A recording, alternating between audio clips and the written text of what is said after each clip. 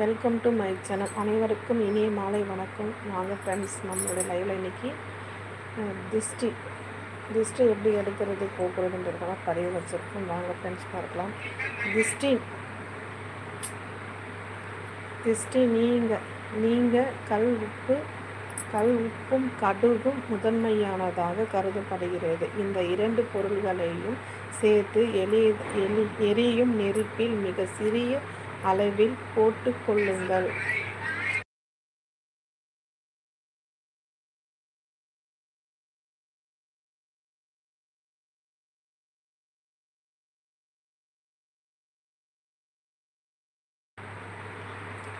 அளவில் போட்டு கொள்ளுங்கள். தர்பையுடன் இவைகள் எரியும் பொழுது நம் கண்ணுக்கு தெரியாமல் நம்மை சுற்றியிருக்கும் நெகட்டிவ் எனர்ஜிகள் கிரகிக்கப்பட்டு